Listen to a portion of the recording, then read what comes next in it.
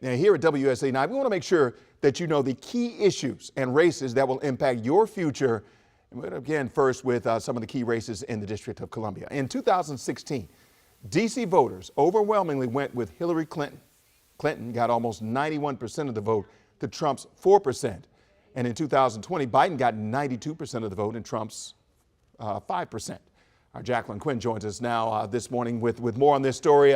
Good morning to you. We're almost at the finish line and things are ramping up. Yeah, good morning. You know, we can get a lot of insight by just looking back. And in addition to the presidential race this year between Mr. Trump and Vice President Kamala Harris, there are some big council seats up for grabs, particularly in Ward 7 and 8. Plus, there's question 83 on the ballot.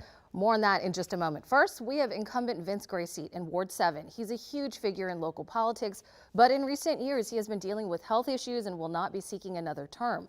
Wendell Felder is the Democratic nominee, and he faces Republican Noah Montgomery.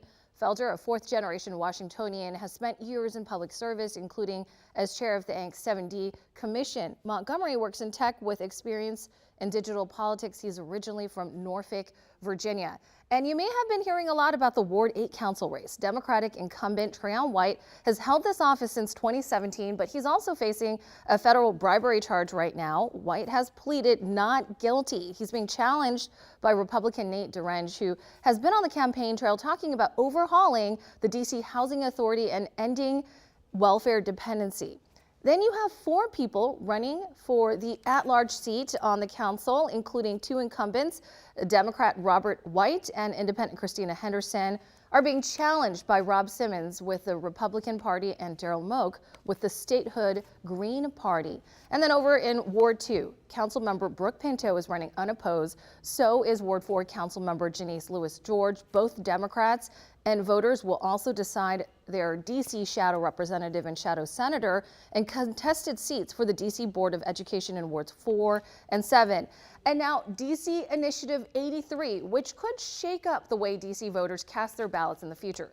If passed, the initiative would implement ranked choice voting and allow independents to vote in primary elections. And this does mean independents would get to open primaries to all voters. Those who advocate for Initiative 83 say it allows more voter inclusivity, reduces polarization as candidates must win a majority that is more than 50%, reduces vote splitting. Secondary choices are counted if a voter's primary candidate doesn't win.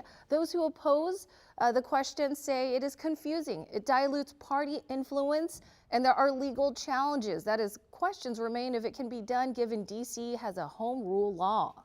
Wouldn't it be great for them to go into that office with over 50% support? The primary is designed for the leadership come together and decide, do we want to support this person? It's for the party to say, not for independents or other individuals. Maybe this sounds familiar because locally Arlington County has ranked choice voting. Some other big cities do too, such as New York. But the state of Alaska is asking voters right now if this election cycle that is, if they should ditch it. So some council members say if this is what the voters want, they will work to implement it. Wisdom. All right, Jacqueline Quinn breaking it all down for us. Thank you, Jacqueline. You're welcome.